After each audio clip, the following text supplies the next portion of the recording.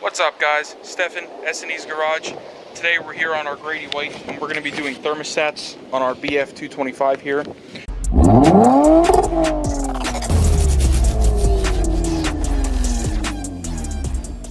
You're going to need two thermostats, part number 19300-ZY3-023. If I can find these on Amazon, I'll go ahead and drop a link down in the video description below. If not, you go to your Honda dealer to buy them.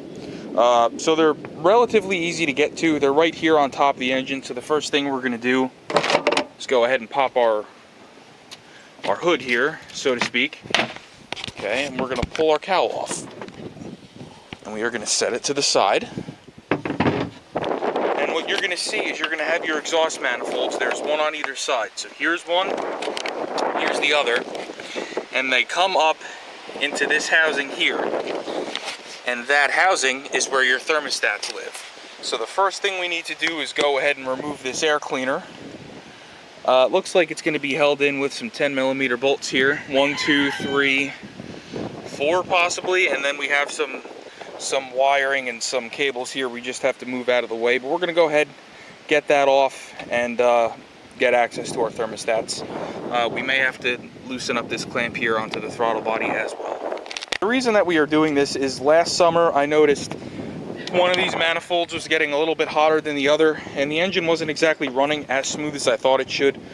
So off camera we did go ahead and do the fuel filters. We did high pressure, low pressure. I did my Recor water separator in here, and we did go ahead and replace all 6 spark plugs. Again, I did that off camera. There's plenty of videos on them, and this was the first time I've ever done them. So maybe next year I'll get that on video, but thermostats are easy enough. This is my first time doing them, but should be relatively easy. Let's get this air cleaner assembly off. All right, guys, we went ahead and got that off. There was one hose here that we had to remove. So now's a good chance, if you've never done it, to go ahead and clean your throttle body. Also a good chance to go ahead and inspect your timing belt. This one looks good, but now we have direct access here to our thermostats. Like I said, there's one here and one here. So let's get our pliers, pull these clamps off, slide them back. And let's take these 10mm out, being careful not to snap them. And let's go ahead and pull them apart and see how everything looks in here. Guys, so we got the thermostat housing off here. Now, I didn't realize there was another O-ring in here, so if I were you, I would replace it. Like I said, didn't realize it, so I'm just going to clean this one up, put it back in, and then I'm going to order one. I'm actually going to order 2, because we're going to have to do the one on that side. But I'm sorry for the wind here, but I am going to go ahead. We're going to get a flathead screwdriver, and we're going to work on getting this thermostat out. Supposedly this is a common place for corrosion on these engines, so we're just going to make sure there is no corrosion in there. And then we're going to move over to the other side. Alright guys, so we definitely have some minor corrosion in here. There is nothing that would alarm me as being, in other words, this isn't like it's going to rot all the way through or anything. And this thermostat is pretty rough. So what we have here is some Scotch-Brite. And we're going to go ahead and spray this down with some corrosion spray, or XPS. It's basically an anti-corrosive lubricant. And we're going to clean this whole gasket surface here with the emery cloth or the Scotch-Brite, and we're going to slap the new thermostat in and put that back together. Alright guys, so what we're left with here is a relatively flat and a relatively clean surface that I think will do just fine. So we're going to go ahead, we're going to open up our new thermostat, slide it in. Again, we're going to spray a little bit of our XPS on this, and then we're going to slap this thermostat housing back in with this O-ring. It's still nice and soft. I am going to try to clean this up just a little bit, and I think we'll be fine.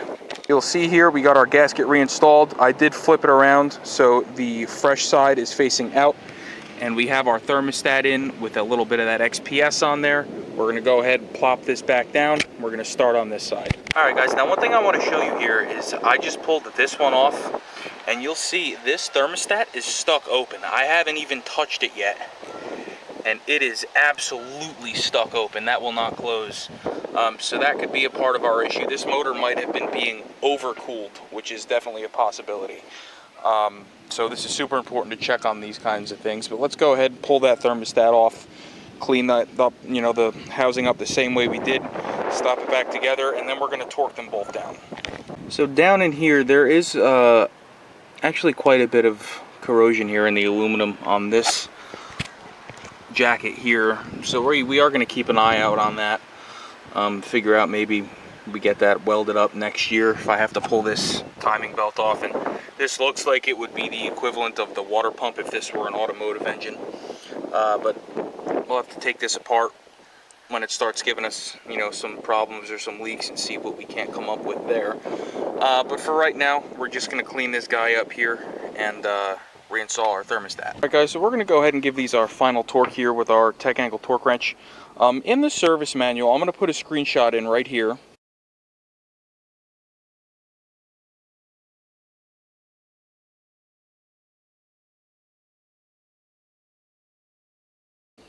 It does not actually show you a torque spec in the service manual. You actually have to go to specifications, and the only thing I can see is in the service manual, they call these flange nuts or flange bolts, and they give two torque readings. They give, I think, 6.5 foot-pounds and 9 foot-pounds. So we're going to torque these to 9 foot-pounds. That seems like a good number to me. I've used 9 foot-pounds for plenty of other 10mm bolt heads on other repairs. So we, like I said, have this set for 9 foot-pounds. We're going to torque all 6 of these down.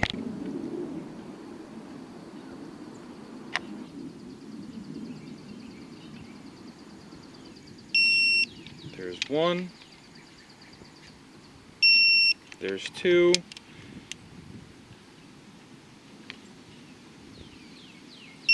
And there's 3. So all 6 of these are torqued down now. Now we can go ahead, put our hoses back on, clamp it up, check our work. Guys, our clamps are on. We're going to go ahead, put our silencer back on, and slide our throttle cables back into their correct place. Then we're going to go ahead and put our rabbit ears on this guy, turn on the water, and check for leaks. Alright guys, we got our throttle cables back here routed nice and neatly.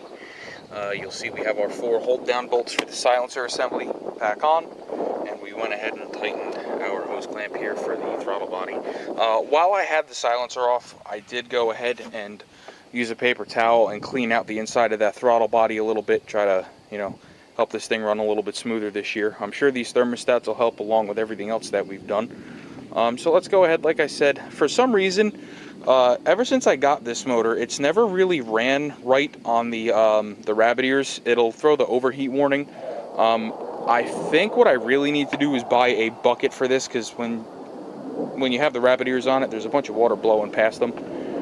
So we'll run it for a minute or two, make sure everything seems okay, make sure we don't have any leaks up there. And then we'll call it a day. Alright guys, we got our rabbit ears here on. See, we got water squirting out of everywhere. Like I said, these rabbit ears kind of suck. But let's go ahead and fire it up. And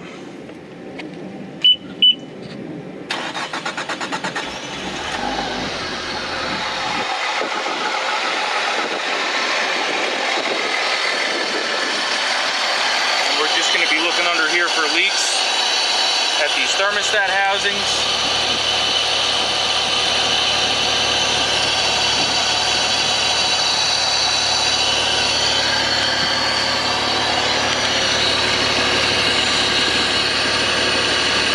Gonna let it run for a few minutes. You'll see we have some water here coming out of our telltale, so we know we got water going through it. So like I said, off camera, I'm just gonna monitor this for a little bit. If everything's good, we're gonna slap our cowl back on. All right guys, so everything here looks good. Our telltale is still flowing some water. You can go ahead and touch your exhaust manifolds here. They are water cooled. They should be nice and cool. And everything over here seems to be good. So if this video helped you do the thermostats on your Honda V6 outboard, I believe this will work from 175 all the way to 250. Please like, share, and subscribe. I'm going to go ahead and drop the parts we use down in the video description below if I can find them on Amazon. If not, just go to your Honda dealer and buy them, your Honda Marine dealer. And stay tuned, because we are going to be doing the impeller and the vertical shaft bushing on this. So please like, share, and subscribe, and we'll see you next time.